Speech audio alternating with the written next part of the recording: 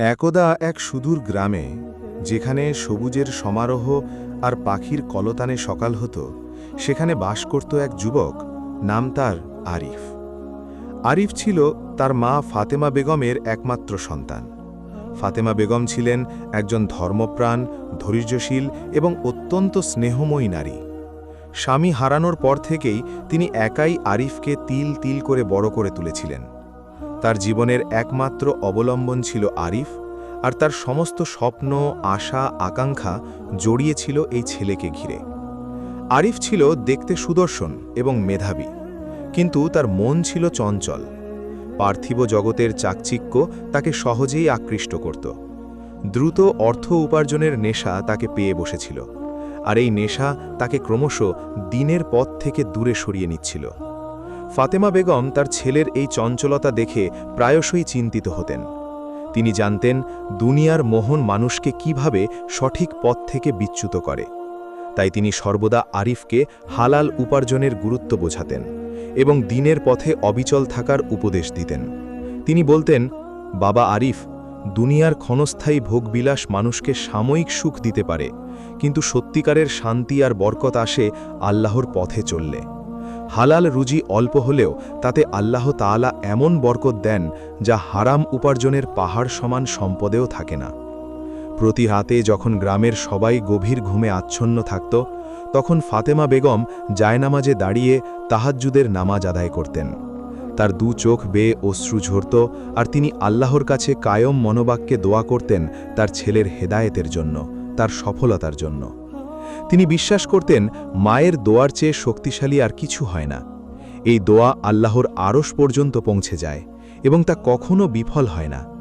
তার প্রতিটি দোয়ায় ছিল গভীর ভালোবাসা, অটল বিশ্বাস আর এক বুক আশা। আরিফ মায়ের কথা শুনত, মাথা নাড়ত, কিন্তু তার মন ছিল অন্যখানে। সে ভাবত, মা তো পুরনো দিনের মানুষ, দুনিয়া এখন অনেক বদলে গেছে। দ্রুত উন্নতি করতে হলে প্রচলিত নিয়ম মানলে চলবে না। সে মনে মনে ভাবত, মা যা বলছেন তা হয়তো ঠিক, কিন্তু এই যুগে এত ধীরে চললে কি আর কিছু হবে? সবাই তো কত দ্রুত বড়লোক হচ্ছে। সে কিছু অসৎ বন্ধুর পাল্লায় পড়েছিল, যারা তাকে বড় বড় স্বপ্ন দেখাত। তারা তাকে বোঝাত যে অল্প সময়ে অনেক টাকা কামানো সম্ভব, যদি একটু ঝুঁকি নেওয়া যায়। তারা তাকে এমন সব ব্যবসার কথা বলতো যেখানে রাতারাতি কোটিপতি হওয়া যায়। আরিফ তাদের কথায় প্রভাবিত হয়ে এমন এক ব্যবসায় জড়িয়ে পড়ল যা ইসলামিক শরিয়া অনুযায়ী হালাল ছিল না। সে জানত তার মা এই কাজকে সমর্থন করবেন না, তাই সে মায়ের কাছ থেকে বিষয়টি গোপন রাখল। তার চোখে তখন শুধু দ্রুত ধনী হওয়ার স্বপ্ন। সে ভাবছিল একবার টাকা হয়ে গেলে সে তার মাকে সব সুখ এনে দেবে, আর তখন মা তার সব ভুল ক্ষমা করে দেবেন। সে মনে মনে একটা পরিকল্পনা এঁটেছিল, কয়েকটা বছর কষ্ট করে টাকাটা জমিয়ে নিই, তারপর সব ছেড়ে ছুড়ে হালাল পথে ফিরে আসব। কিন্তু সে জানত না এই পথ তাকে কোন গভীর খাদে নিয়ে যাচ্ছে। মায়ের দোয়া তখনও তার মাথার উপর ছায়া হয়েছিল, যা হয়তো তাকে বড় কোনো বিপদ থেকে রক্ষা করছিল, কিন্তু তার ভুল পথ চলা বন্ধ করতে পারছিল না। তার এই গোপন পথ চলা মায়ের হৃদয়ে এক অজানা আশঙ্কার জন্ম দিচ্ছিল, যদিও তিনি এর কারণ জানতেন না। ফাতেমা বেগম প্রায়শই রাতে অস্থির হয়ে উঠতেন। তার মনে হতো যেন কোনো অমঙ্গল ঘনিয়ে আসছে। তিনি আরও বেশি করে আল্লাহর কাছে প্রার্থনা করতেন, তার ছেলের জন্য আরও বেশি করে দোয়া করতেন। তার প্রতিটি সাজদায় ছিল সন্তানের জন্য গভীর আকুতি, যা আল্লাহর দরবারে পৌঁছতে বিন্দু মাত্র দেরি করত না। আরিফের সেই তথাকথিত লাভজনক ব্যবসা দ্রুতই বিপর্যয়ের মুখে পড়ল। প্রথম দিকে কিছু লাভ হলেও তা ছিল ক্ষণস্থায়ী। সে এমন এক চক্রে জড়িয়ে পড়েছিল যেখানে 1 টাকা দিয়ে 10 টাকা কামানোর লোভ দেখানো হতো, কিন্তু বাস্তবে তা ছিল এক ফাঁদ। অল্প কিছু দিনের মধ্যেই তার সব বিনিয়োগ ডুবে গেল। সে বিশাল ঋণের জালে জড়িয়ে পড়ে। পাওনাদারদের চাপ বাড়তে লাগল দিন দিন। তাদের হুমকি ধুমকিতে আরিফের রাতের ঘুম হারাম হয়ে গেল। দিনের বেলায় সে ভয়ে ভয়ে থাকত, কখন পাওনাদাররা এসে হাজির হয়। তার বাড়ির দরজায় প্রায়শই অপরিচিত লোকের আনাগোনা দেখা যেত, যারা আরিফকে খুঁজে বেড়াত। যারা তাকে দ্রুত ধনী হওয়ার স্বপ্ন দেখিয়েছিল, সেই তথাকথিত বন্ধুরা এক একে সরে পড়ল। তাদের ফোন বন্ধ, তাদের দেখা নেই। আরিফ বুঝতে পারল সে এক গভীর ফাঁদে পা দিয়েছে। তার সব স্বপ্ন ভেঙে চুরমার হয়ে গেল। সে হতাশায় ডুবে গেল।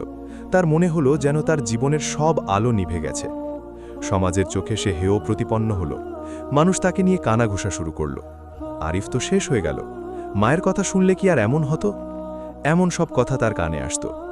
এই অপমান, এই হতাশা আরিফকে মানসিকভাবে বিপর্যস্ত করে তুলল। একসময় তার মনে আত্মহত্যার মতো ভয়ঙ্কর চিন্তাও উকি দিতে শুরু করল। সে ভাবল, এই জীবন রেখে আর লাভ কি? তার কাছে বাঁচার কোনো অর্থই খুঁজে পাচ্ছিল না। সে ঘরের কোণে চুপচাপ বসে থাকত, কারো সাথে কথা বলতো না, এমনকি মায়ের সাথেও না। তার চোখে ছিল এক গভীর শূন্যতা, এক অসহায়ত্বের ছাপ। তার শরীর শুকিয়ে কাঠ হয়ে গিয়েছিল, মুখে ছিল না কোনো হাসি। তার মন ছিল এক গভীর অন্ধকারে আচ্ছন্ন, যেখান থেকে বের হওয়ার কোনো পথ সে খুঁজে পাচ্ছিল না। এই কঠিন সময়েও ফাতেমা বেগম ছিলেন অবিচল। ছেলের এই করুণ অবস্থা দেখে তার বুক ফেটে যাচ্ছিল, কিন্তু তিনি আল্লাহর উপর থেকে ভরসা হারাননি। তিনি জানতেন আল্লাহ তার বান্দাদের কখনো নিরাশ করেন না। তিনি আরও বেশি করে আল্লাহর কাছে দোয়া করতে লাগলেন। তার চোখের পানি শুকাত না। তিনি আরিফকে সান্ত্বনা দিতেন, তাকে বুকে জড়িয়ে বলতেন, আল্লাহর রহমত থেকে নিরাশ হও না, আমার দোয়া তোমার সাথে আছে। আল্লাহ অবশ্যই তোমাকে এই বিপদ থেকে উদ্ধার করবেন। মায়ের এই কথাগুলো আরিফের কানে এক ধরনের অদ্ভুত শান্তি এনে দিত, যদিও তার হতাশা পুরোপুরি কাটত না। আরিফ দেখত তার মা শত কষ্টের মধ্যেও কিভাবে নামাজে দাঁড়িয়ে আল্লাহর কাছে ফরিয়াদ করছেন। মায়ের মুখমণ্ডলে এক অদ্ভুত নূর দেখত সে, যা তাকে আশার আলো দেখাত। কিন্তু তার ভেতরের অন্ধকার তখনও কাটেনি। সে ভাবত, আমার মতো পাপী ছেলের জন্য মা এত কষ্ট করছেন, আমি কি মায়ের এই ভালোবাসার যোগ্য? এই চিন্তা তাকে আরও বেশি করে পীড়া দিত। সে নিজেকে মায়ের ভালোবাসার অযোগ্য মনে করত। তার মনে হতো সে সব স্বপ্ন ভেঙে দিয়েছে, মায়ের মুখে হাসি ফোটানোর বদলে সে শুধু কষ্টই দিয়েছে। এই আত্মগ্লানি তাকে আরও বেশি করে হতাশ করে তুলছিল। সে বুঝতে পারছিল না কিভাবে এই পরিস্থিতি থেকে বের হবে।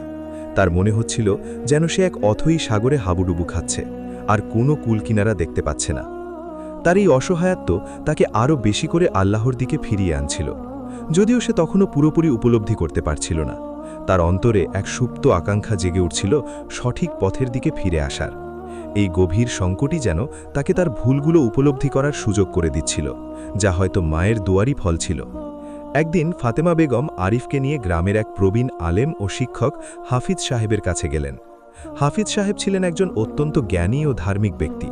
গ্রামের সবাই তাকে শ্রদ্ধা করত এবং যে কোনো সমস্যায় তার পরামর্শ নিত। ফাতেমা বেগম হাফিজ সাহেবের কাছে আরিফের সব সমস্যার কথা খুলে বললেন। হাফিজ সাহেব মনোযোগ দিয়ে সব শুনলেন এবং আরিফের দিকে তাকিয়ে মৃদু হাসলেন। তিনি আরিফকে বললেন, বৎস, তুমি দুনিয়ার মোহে পড়ে আল্লাহর পথ থেকে বিচ্যুত হয়েছিলে, কিন্তু আল্লাহ তাআলা অত্যন্ত ক্ষমাশীল। তিনি চান তুমি তার দিকে ফিরে আসো। আর তোমার মা, তার দোয়া আল্লাহর কাছে এত প্রিয় যে তা কখনো বিফল হয় না। মায়ের দোয়ার বরকত তুমি এখনও পুরোপুরি উপলব্ধি করতে পারোনি। হাফিজ সাহেব আরিফকে তওবার গুরুত্ব বোঝালেন, আল্লাহর কাছে ক্ষমা চাওয়ার ফজিলত বর্ণনা করলেন এবং তাকে ধৈর্য ধরতে বললেন। তিনি বললেন, আল্লাহর উপর ভরসা রাখো এবং তোমার মায়ের দোয়াকে তোমার সবচেয়ে বড় শক্তি মনে করো। দেখবে আল্লাহ তোমার জন্য এমন পথ খুলে দেবেন যা তুমি কল্পনাও করতে পারোনি। হাফিজ সাহেবের কথাগুলো আরিফের হৃদয়ে গেঁথে যাচ্ছিল। সে বুঝতে পারল সে কত বড় ভুল করেছে। তার মায়ের নিঃস্বার্থ ভালোবাসা এবং দোয়ার মূল্য সে এতদিন বুঝতে পারেনি।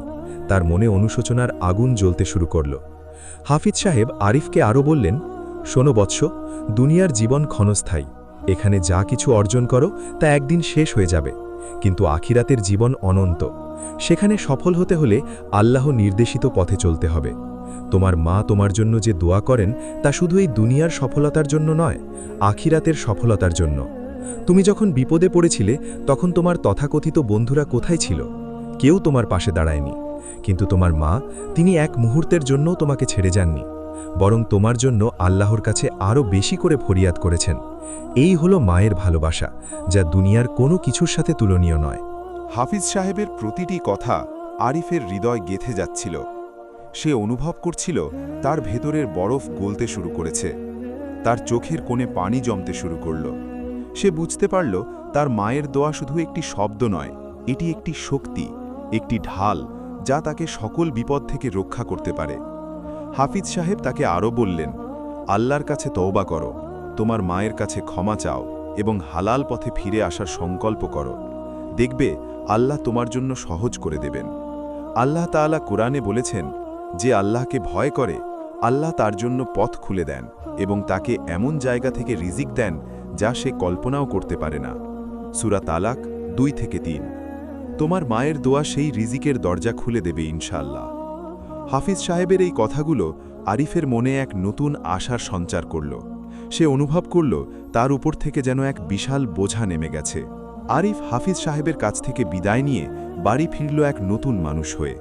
তার মনে এখন আর হতাশা নেই, আছে এক নতুন আশা, এক নতুন সংকল্প।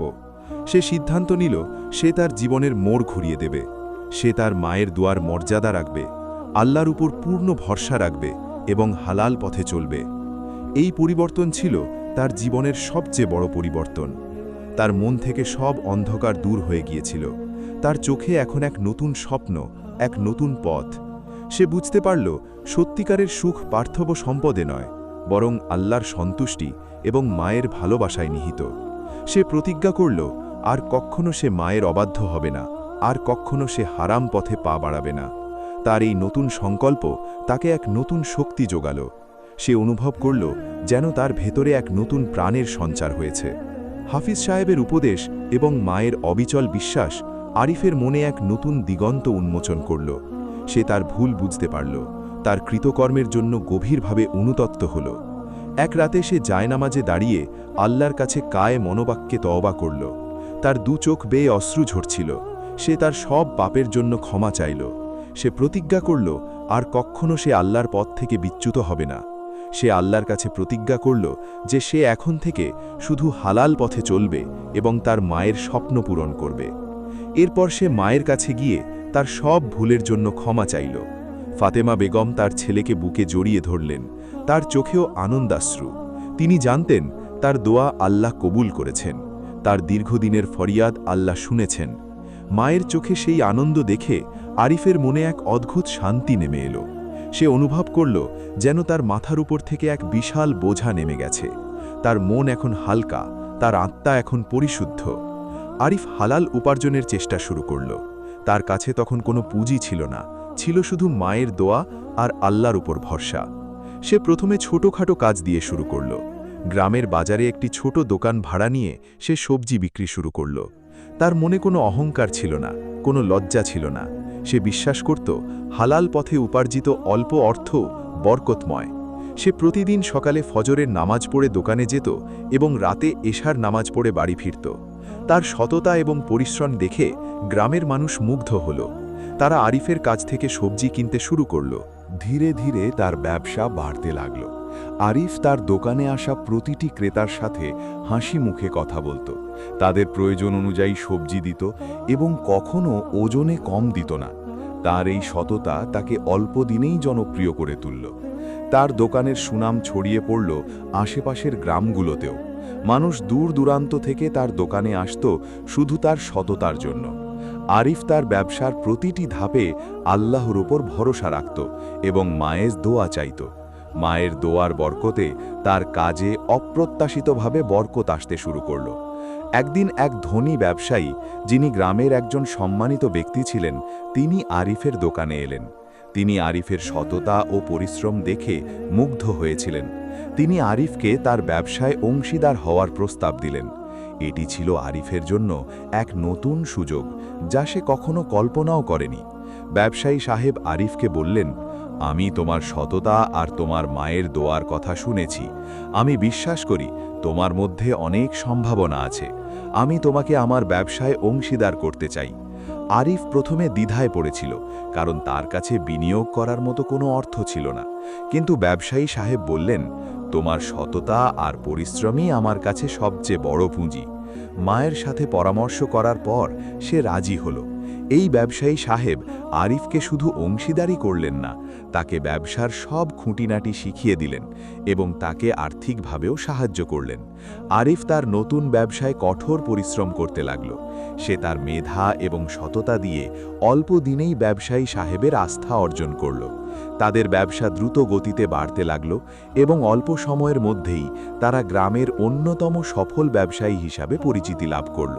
এই সময়ে এমন কিছু অলৌকিক ঘটনা ঘটতে শুরু করল যা আরিফের পরিস্থিতি দ্রুত উন্নতির দিকে নিয়ে গেল। একদিন আরিফ তার পুরনো কাগজপত্র ঘাঁটতে গিয়ে একটি পুরনো বিনিয়োগের নথি খুঁজে পেল। এটি ছিল তার বাবার করা একটি ছোট বিনিয়োগ, যা তিনি বহু বছর আগে করেছিলেন এবং আরিফ তা ভুলেই গিয়েছিল।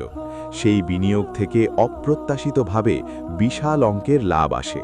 এই অর্থ আরিফের সব ঋণ পরিশোধের জন্য যথেষ্ট ছিল। এটি ছিল মায়ের দোয়ার এক স্পষ্ট বরকত। আরিফ বুঝতে পারল আল্লাহ তার মায়ের দোয়ার উসিলায় তাকে এই অপ্রত্যাশিত সাহায্য করেছেন। এই ঘটনা আরিফের ঈমানকে আরও মজবুত করল।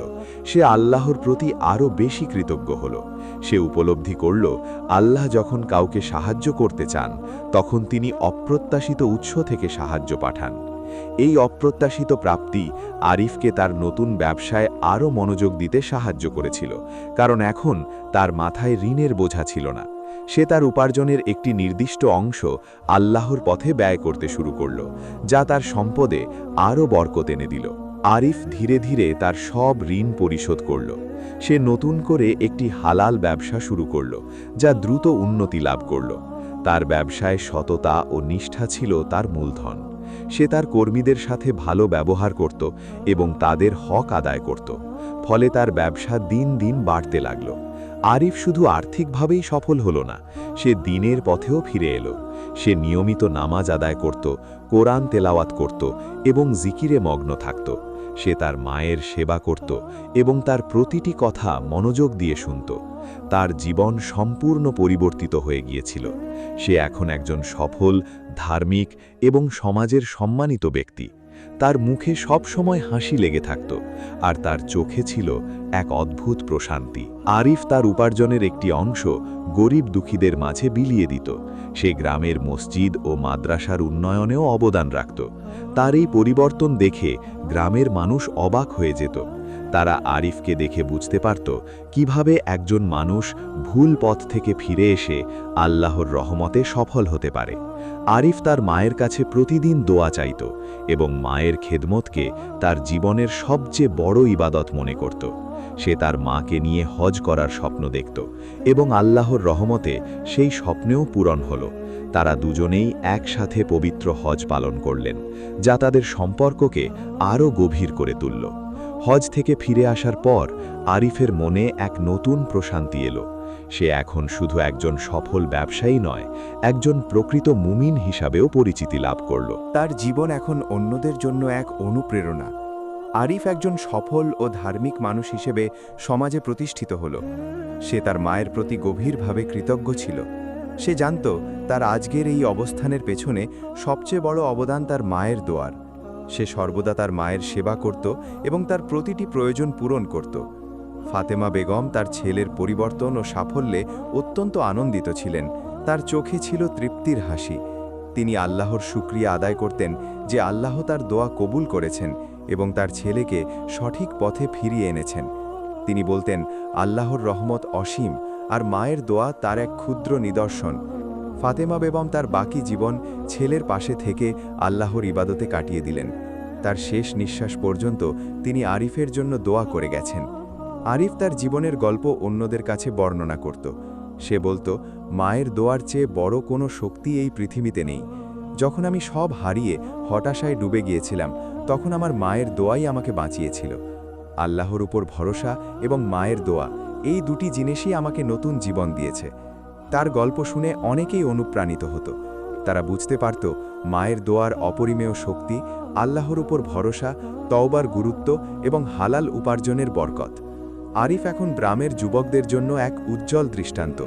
সে তাদের বোঝাতো, দ্রুত ধনী হওয়ার লোভে পড়ে যেন তারা ভুল পথে না যায়, বরং ধৈর্য ধরে সততার সাথে হালাল পথে উপার্জন করার চেষ্টা করে। সে তাদের বলতো, দুনিয়ার ক্ষণস্থায়ী সুখের পেছনে না ছুটে আখেরাতের অনন্ত সুখের জন্য চেষ্টা করো। আর কখনো তোমার মায়ের দোয়াকে অবহেলা করো না, কারণ তা তোমার জীবনের সবচেয়ে বড় সম্পদ। তার কথাগুলো যুবকদের মনে গভীর প্রভাব ফেলত। তারা আরিফকে তাদের আদর্শ হিসেবে দেখত এবং তার দেখানো পথে চলার চেষ্টা করত। আরিফের এই পরিবর্তন শুধু তার ব্যক্তিগত জীবনকেই নয়, বরং পুরো গ্রামকেও প্রভাবিত করেছিল। তার সততা, নিষ্ঠা এবং ধার্মিকতা গ্রামের অন্যান্য ব্যবসায়ীদের জন্য অনুপ্রেরণা হয়ে দাঁড়িয়েছিল। তারা আরিফের কাছ থেকে হালাল উপার্জনের গুরুত্ব শিখল এবং তাদের ব্যবসায়িক লেনদেনে সততা অবলম্বন করতে শুরু করল। গ্রামের পরিবেশ আরও সুন্দর ও শান্তিপূর্ণ হয়ে উঠল। আরিফ তার মায়ের দোয়ার বরকতে শুধু নিজের জীবনকেই নয়, বরং সমাজেরও উন্নতি সাধন করেছিল। তার গল্প প্রজন্মের পর প্রজন্ম ধরে মানুষের মুখে মুখে ফিরতে লাগল, যা মায়ের দোয়ার মাহাত্ম্য এবং আল্লাহর রহমতের এক জীবন্ত উদাহরণ হয়ে রইল। এই গল্প আমাদের শেখায় যে একজন মায়ের দোয়া আল্লাহর কাছে অত্যন্ত প্রিয়। একজন মায়ের আন্তরিক দোয়া তার সন্তানের জীবনে অলৌকিক বরকত নিয়ে আসতে পারে এবং তাকে কঠিন পরিস্থিতি থেকে উদ্ধার করতে পারে। তাই আমাদের উচিত সর্বদা মায়ের খেদমত করা, তার দোয়া চাওয়া এবং তাকে খুশি রাখা, কারণ মায়ের পায়ের নিচেই সন্তানের জান্নাত, এবং আল্লাহর উপর অবিচল বিশ্বাস রাখা, কারণ তিনিই সকল ক্ষমতার উৎস এবং তিনিই আমাদের সকল বিপদ থেকে উদ্ধারকারী। আরিফের জীবন প্রমাণ করে যে ভুল পথে গেলেও তওবা করে ফিরে এলে আল্লাহ ক্ষমা করেন এবং সঠিক পথে চলার তৌফিক দান করেন। এই পৃথিবীতে মায়ের দোয়ার চেয়ে বড় কোনো সম্পদ নেই যা সন্তানের জীবনকে আলোকিত করতে পারে এবং তাকে সফলতার উচ্চ শিখরে পৌঁছে দিতে পারে। মায়ের দোয়া শুধু ইহকালেরই নয়, পরকালেরও পাথেয়।